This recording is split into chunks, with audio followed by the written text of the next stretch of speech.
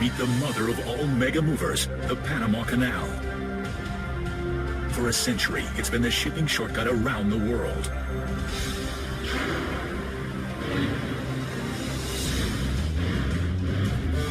But now this 19th century marvel is struggling to keep up with 21st century demand. There are more ships than ever on the high seas, and if the canal can't push them through, they'll take their business somewhere else. It's a make or break moment for this mega mover, and it will take an army of men and machines for it to keep up with the competition.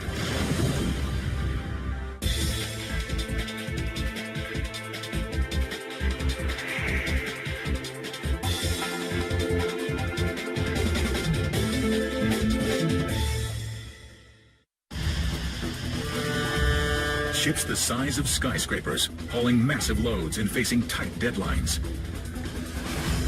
They're jam-packed in one of the world's busiest waterways, the Panama Canal. Nearly 200 million tons of goods, from food to electronics to fuel, cross this narrow waterway each year. Sliced through Central America, the canal links the Atlantic and Pacific Oceans. Instead of a 4-week trek around South America, vessels cut across in 10 hours. But that's not all. This engineering marvel does something unbelievable. It lifts ships 85 feet up and over a mountain range. The man-made passage is one massive mega mover, powered by an ingenious lock system and a team of mighty machines. Stretching 50 miles, it boosts ships nearly 8 stories and across an entire country. 2 lanes, each made up of 3 narrow lock chambers, lift or lower ships on each side. In between the locks, vessels must tackle sprawling Gatun Lake and the snake-like Gaylord Cut. But the canal is more than a shortcut. It's also a business. And these ships are the customers, paying up to $250,000 for one-day transit. But the aging canal is facing its biggest challenge in a century, keeping up with modern-day demand.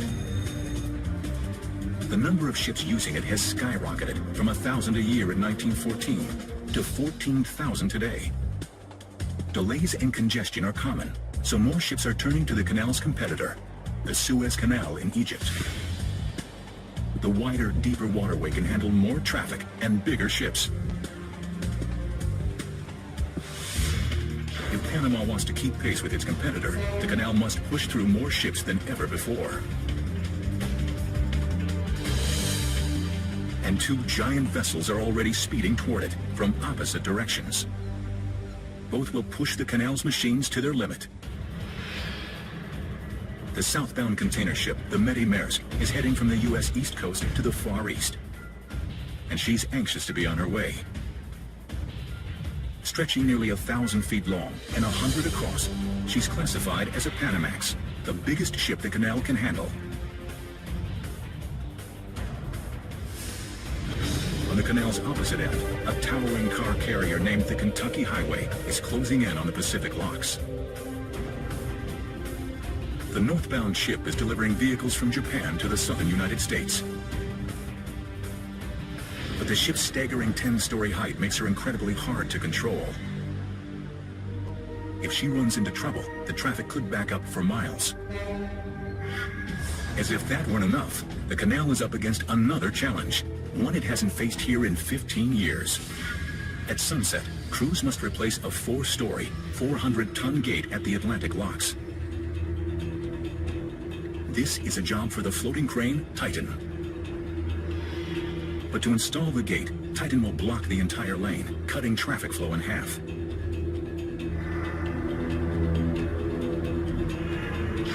The canal can't spare more than 4 hours for the operation.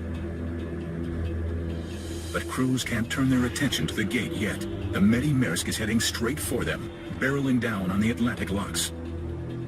With containers stacked 6 high and 13 wide, she weighs 56,000 tons. She's a backbreaker, even for the canal's champion powerlifter, the triple locks. Each of the 3 lock chambers stretches 1,000 feet, nearly long enough for the Eiffel Tower to lie flat. Some locks are so high, 6 tractor trailers could sit atop each other. And a single chamber can pack in nearly 3,000 school buses. When they were built, the locks were the world's largest, but today's vessels like the Medi stretch them to their limit. The container ship will have just 17 feet to spare on either end, and just 24 inches on the sides. It will be like squeezing a hippo into a bathtub. She can't do it alone. She would risk hitting the lock walls and crumpling her hull, or slamming into the gates, causing costly damage. The canal must call in a team of men and machines to position the Medi perfectly. 6 a.m., the canal's elite pilots take the helm. They must train for 8 years before navigating this tricky waterway. Captain Eric Christensen has successfully steered this container ship 10,000 miles from Hong Kong. But even the most experienced captain must relinquish control here. Okay, Roger. The Medi is too big for just one pilot. She needs 3. Stationed on the wing, bridge, and bow, the pilots can't take their eyes off any part of her, even for a second. Raoul Foyer is the bow pilot. We're trying to drive steel ships into concrete boxes. Inherently, that's dangerous right there. Time to rein her in. 2 rowers attach the ship to the approach wall. The canal needs raw strength to pull the Medi in. Meet the mighty mules. They may look mini next to the ship, but they pack a powerful punch. Each one can pull 35 tons, enough for us to hold 9 SUVs. But at 56,000 tons, the Medi's so heavy, 8 mules strain to pull her forward, without smashing the sides. There are inches to spare.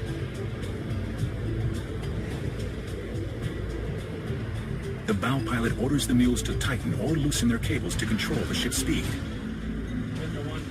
So what I'm doing is basically playing with vectors, like in school, you know. So I'm, pulling, letting go a little bit on one side, I'm pulling on the other side.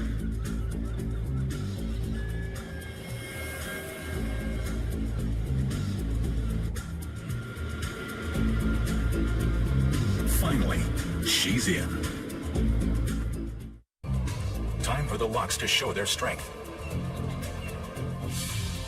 Down below, the lock floor erupts. 100 valves blast open, and water explodes. 26 million gallons shoot from the upper lock to the lower one without pumps. Gravity creates this awesome force. Pretty amazing considering this system is 100 years old. One more boost, and the Medi clears the first hurdle. Her pilots can relax, for now. But trouble looms 50 miles away. The canal is about to take on the northbound car carrier, the Kentucky Highway, a ship even trickier than the Medi Maersk. The canal's machines must perform perfectly, or they'll lose control of her. And this backed-up waterway can't afford any accidents. The Kentucky Highway speeds toward the Panama Canal's Pacific locks. She's set to enter early the next morning. Packed with pricey new automobiles, she paid canal authorities nearly $200,000 and is a top priority. Her crew is depending on canal pilots to keep their precious cargo safe. But the Kentucky Highway has just 72 hours to get these goods to the U.S. East Coast. Luckily, this car carrier is more than a megaship. She's also a speed demon. Because her cargo is lightweight, she sits high in the water. That means less underwater resistance and a lot more speed. But being lightweight and tall creates 2 major flaws. With less ballast, she's difficult to control. Plus, in bad weather, she wobbles and could tip straight over.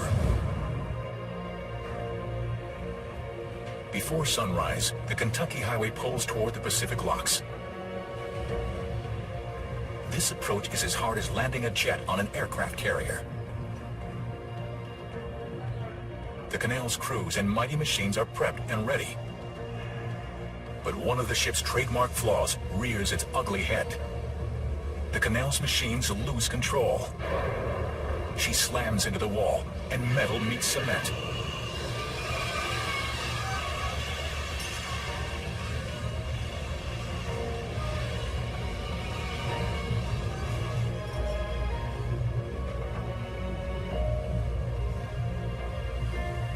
Fortunately, the ship is not seriously damaged. The pilots can't dwell on the collision. With ships lined up behind them, they must steer the Kentucky Highway through the narrow locks. The ship must pass through 3 locked chambers. The first is at sea level, but the canal's waters are 85 feet above sea level. As the sun rises, the locks unleash a torrent of water, performing another weightlifting feat. The ship shoots up nearly 3 stories in 8 minutes. When the water levels are equal, the front gates open and the Kentucky Highway teeters forward. And the whole process repeats. 2 locks down, 1 to go. But right now, the canal must deal with another challenge at the Atlantic locks. A 400-ton gate is ready to be installed. The canal can't perform this major maintenance without a power lifter. Enter Titan. Standing 23 stories high, this floating crane is on a tight schedule. Gate installation used to take 10 hours. Tonight, Titan will attempt it in 4. Even that brief a holdup will stop 6 ships from transiting, costing the canal more than $300,000. This operation won't be easy. Titan must connect the gate in 2 places. The first is underwater where the gate pivots. The second is above water on a narrow hinge. And each gate is enormous, standing an average of 6 stories high, and weighing as much as 3 747s. Before Titan gets moving above water, the canal's divers need to make sure everything's ready below the surface. The head diver takes the plunge.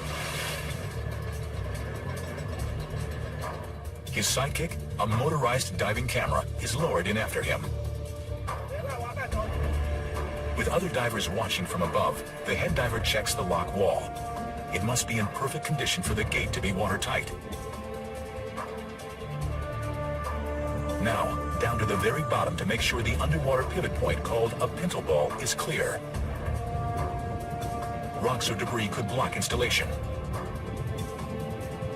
Everything is set. The divers are done for the day, but the motorized camera sticks around just in case. 50 miles away on the Pacific side of the canal, the Kentucky Highway is in the final lock chamber preparing to exit.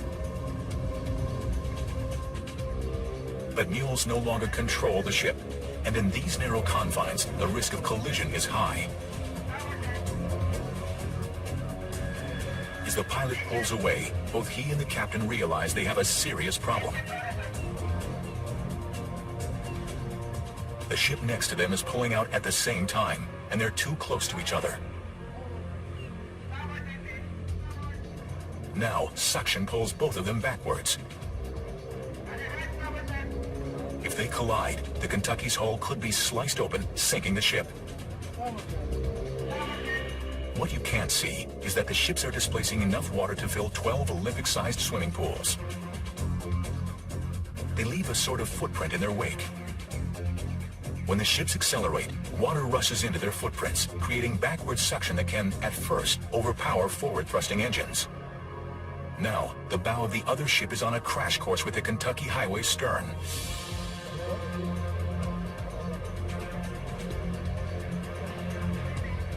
The Kentucky Highway is sandwiched between the approaching ship on one side and moored vessels on the other.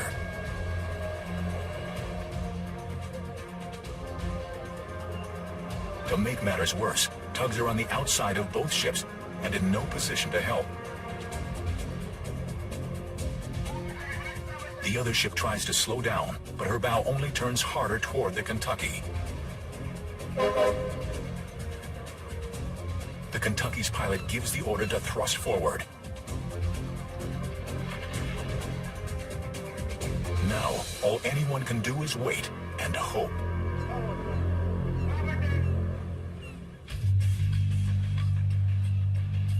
There is only one place in the entire Panama Canal where giant ships meet head-to-head: Gatun Lake. And the container ship, the MegaStructures, has just entered it. This is the only stretch wide enough for two-way traffic. The lake is big, and canal workers can only maintain a safe depth in a small section of it. Turns here are so tight, ships are often on a collision course with one another. And with a record number of container ships in the lake, the pressure is on to navigate perfectly. Visibility is crucial, and today it's raining. Rainy season lasts a solid 8 months in Panama. Along with torrential downpours, it can also bring dense fog. A pilot's worst nightmare. Any day, anything can happen. It's very difficult to predict the weather here in Panama. And there's another problem. The pilot's view is blocked. The Medi is so long and stacked so high, all he can see in front of him is ship.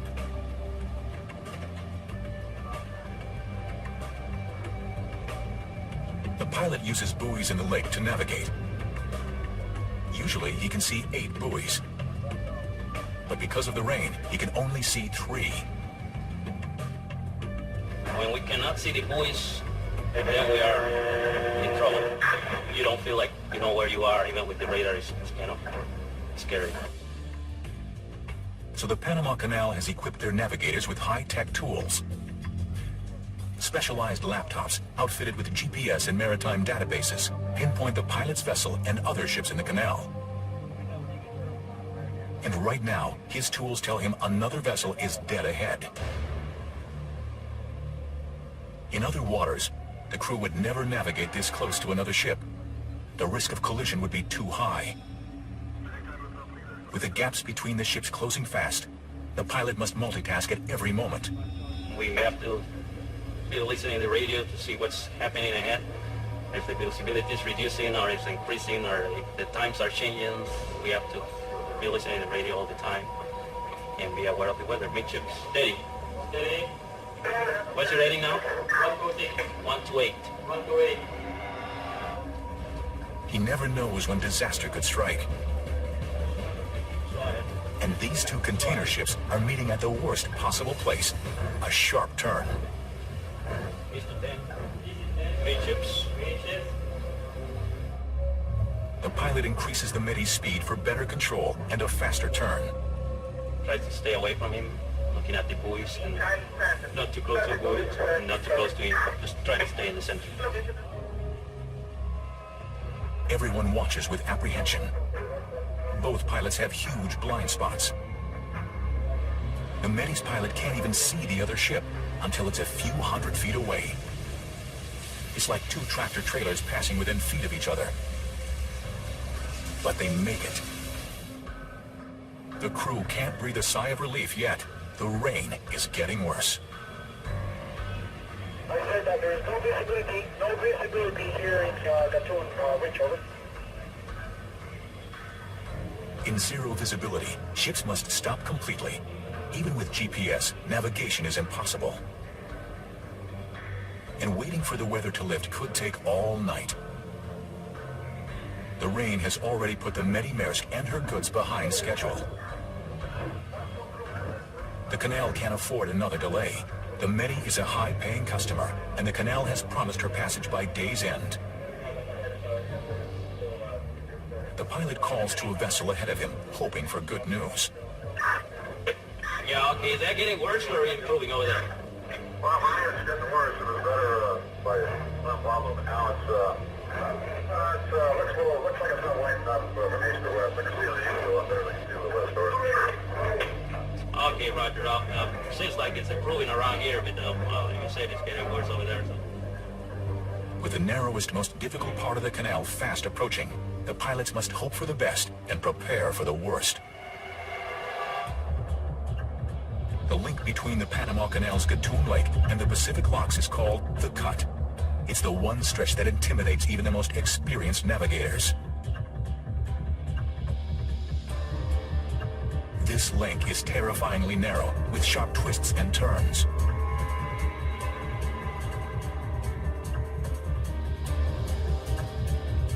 The sides and base are solid rock.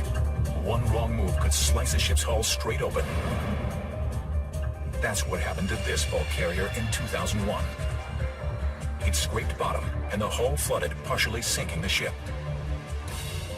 Blasted directly through the Continental Divide, the Cut sits on two tectonic plates. Constant geologic activity has created especially unstable rock. As a result, several 100 million tons of soil above ground tumble into the Cut every year. The only way to keep the passage clear is with the world's biggest underwater earth movers. Meet the demolition duo. Baru, one of the newest, most powerful drill barges on the planet. And the Christensen, the biggest dipper dredge boat in the world. Together, the canal's dredging team has moved more dirt than original crews did to build the entire canal.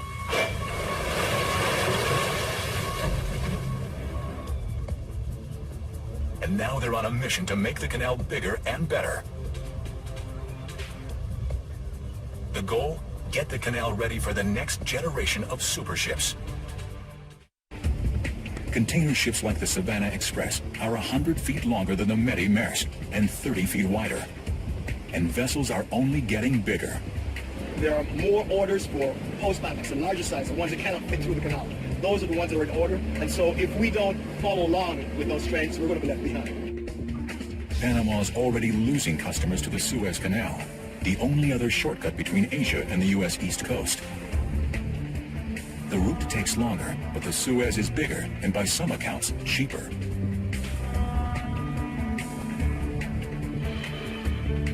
So the Panama Canal has unveiled its most ambitious plan since their waterway was built. A $5 billion expansion project.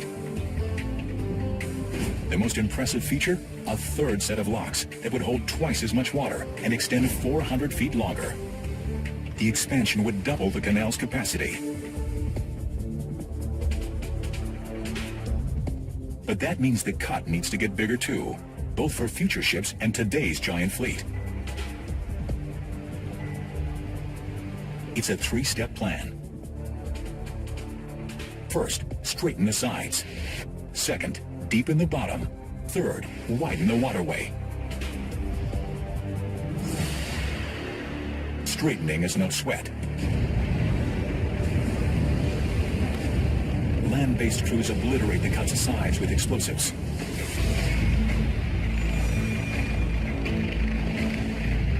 But some of that soil is resting on rock. So for step 2, deepening, the canal needs its rock star, Baru. Just 3 months old, this high-tech drill barge is the pride of the Panama Canal. Its deck alone is the size of 2 basketball courts, and standing 10 stories high, its powerful drills can dive nearly 90 feet.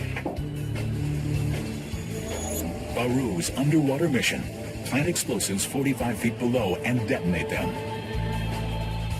With more giant ships today than ever before, the canal is counting on Baru to clear the way.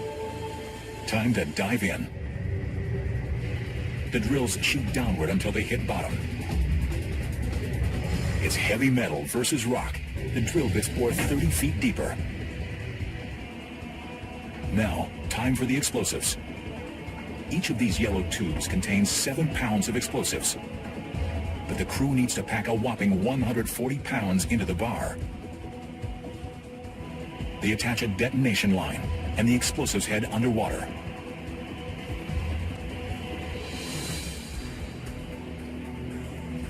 A styrofoam block marks each explosive hole. For today's massive blast, there are 40 holes packed with a whopping 3,500 pounds of explosives.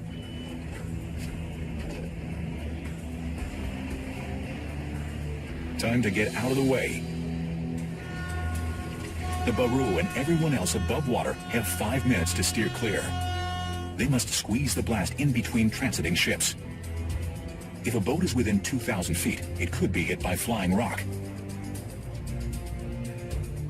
3, 2, 1.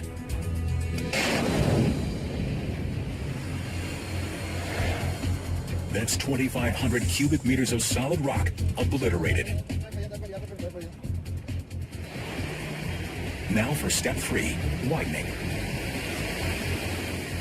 The canal calls in Baru's partner, the Christensen. Weighing in at a whopping 4,200 tons, this dinosaur-like machine is the world's biggest dipper dredge. Her crowning feature, a massive head that can lift the weight of 8 school buses. She works 24/7 deepening the cut, continuing a century's worth of dredging.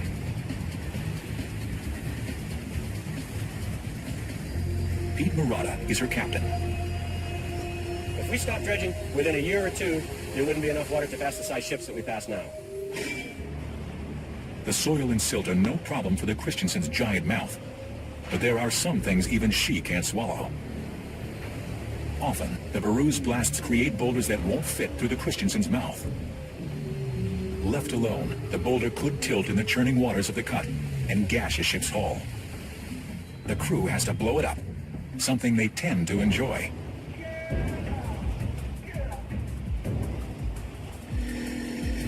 The claw holds the boulder steady, and workers drill straight into its center.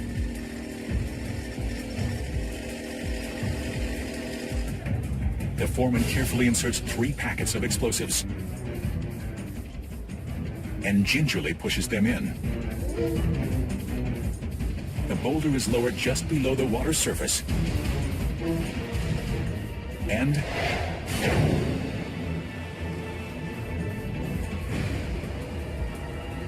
one boulder blown to bits.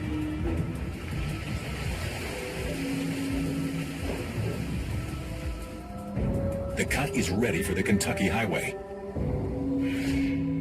But back at the Pacific Locks, the Kentucky Highway isn't ready for the cut.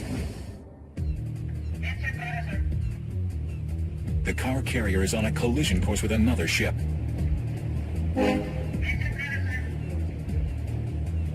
The Kentucky's pilot fights to pull her forward and radios the other vessel's pilot.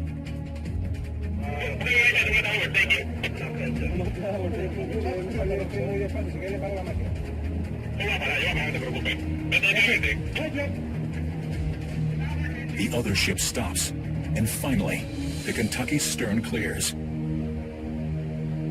But that was way too close for comfort. In the Panama Canal's Gatun Lake, the rain is still coming down, drastically reducing visibility. And the container ship, the MegaStructures, is in the thick of it. The head pilot has been on duty for 8 stressful hours. Now, he must hand over control to the final pilot. GPS shows the Medi must cross paths with one more container ship before entering the cut. 105. As the ship approaches, the pilot expertly navigates past it. The Medi has finally reached the end of Gatun Lake. Next up, the cut. But the bad weather has put her behind schedule. Even if things go perfectly, she may be stuck in the canal all night. And she can't power ahead yet. The Kentucky Highway is entering the cut on the opposite end. She's paid a premium to get through faster. But this car carrier is even harder to handle in the cut than she is in the locks. On sharp turns, the front looks perfectly stable, but the tail swings drastically and tilts. The Kentucky encounters her first hard turn. All the time you're worried. You have to keep an eye, especially with these car carriers. Javier de Orbegozo has been a canal pilot for 16 years. His orders will make or break this ship's passage.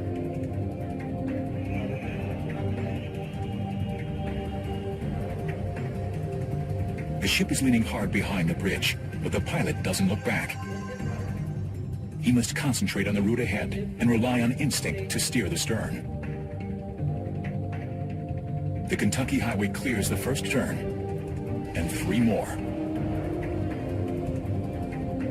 At the end of the cut, one final test, squeezing past the demolition duo just 150 feet away. She sails safely past. This is where the cut ends and the lake begins. But half of the canal still lies ahead of this ship, and daylight is fading fast. At the canal's Atlantic locks, the mighty floating crane Titan is pulling in. The crane is hauling a newly refurbished gate that's ready to be reinstalled. And Titan's crew is up against the gun. The canal needs them to clear the lane by midnight to avoid any further costly traffic backups. But the crew can't rush. Every step requires precision. One mistake and the gate could break during a ship's transit, bringing traffic to a standstill. Time for step 1. Sink the gate.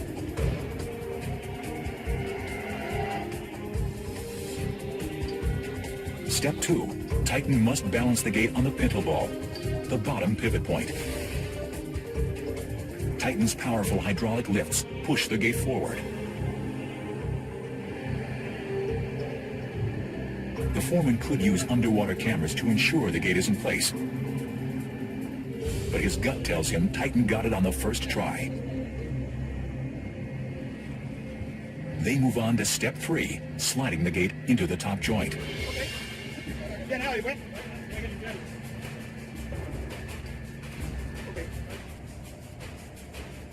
The crane must get the gate perfectly level for it to fit properly. The margin of error is 5/1000ths of an inch. How do you level something this massive? The crew has tried GPS, lasers, and other state-of-the-art toys. The most reliable tool?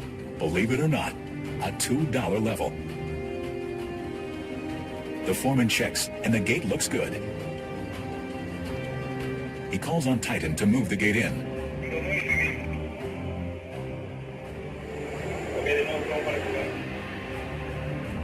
The first attempt?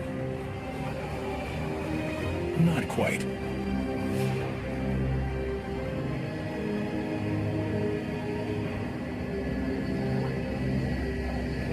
But the foreman thinks Titan can jostle it into place and tries again.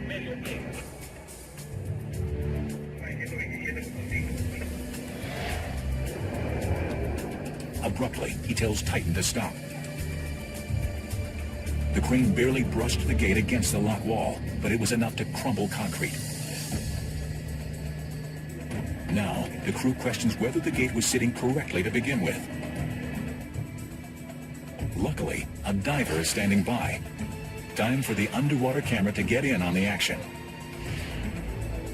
It dives down and shows that Titan got it right. The gate is on the pintle ball.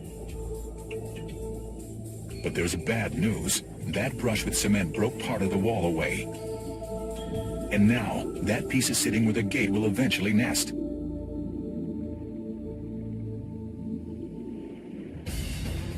The foreman can't worry about that now. He must focus on attaching the joint. He is frustrated. A task that can take as little as 30 minutes has now taken twice that. And the gate isn't even in place. The crew feels the pressure. Ships are fast approaching. They say Titan has never had this much trouble aligning a gate.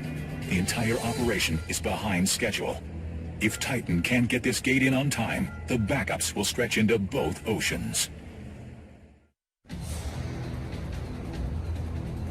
In the Panama Canal's infamous Gaylord Cut, the MegaStructures gets a pleasant surprise. The rain has finally stopped. But rough weather has put this container ship behind schedule. And the pilot can't floor it. The only safe speed here is an agonizing 9 miles an hour. He takes turns cautiously, mindful of the rocky bottom that could gash the ship's hull. But the demolition duo did their job well. The Medi proceeds without a single scrape. The Centennial Bridge means one thing: the MegaStructures has made it through the cut. The Pacific locks are up next. But the sun is setting, and it's dangerous for the Medi to attempt the locks in the dark. Canal authorities decide they must push the ship through. Ports around the world are relying on her.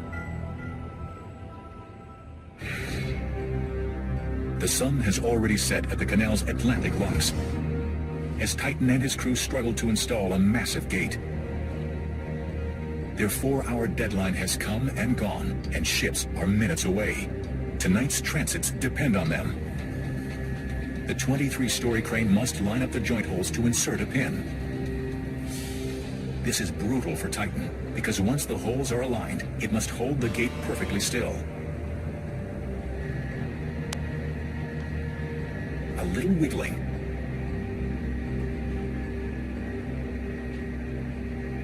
The pin goes in.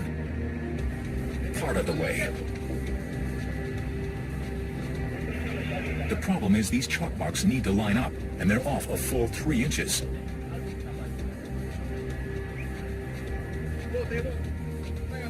Now, the workers must rotate a 500-pound pin. It's one challenging leg press. But it works. The pin goes in. Crews attach a hydraulic jack to open and close the gate. Then welders go to work.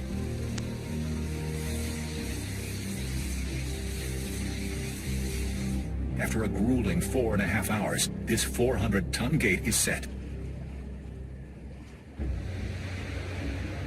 Time to see if it can stand on its own. Titan's claw releases. And success. The gate is secure. But the million-dollar question, does it work? Absolutely. The powerful gate hits the chunk of concrete and crushes it. Nothing is getting in this gate's way tonight. Titan exits and takes a bow.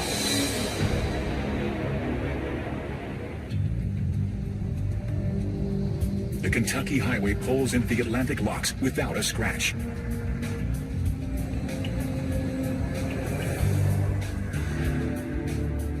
Two more steps down, through one final set of gates, and she is back in open water, heading toward her final destination. The canal saved her 4 weeks at sea. At the Pacific locks, the Medi makes her final exit, giving the canal crew something big to celebrate. Their team of mega machines pulled through nearly twice as many container ships than they ever have before. It's one for the record books. 3 more success stories for a 19th century canal working tirelessly to keep up with 21st century demands. Another fleet of mega ships will descend on her tomorrow, and the canal's team of mighty machines will be ready and waiting.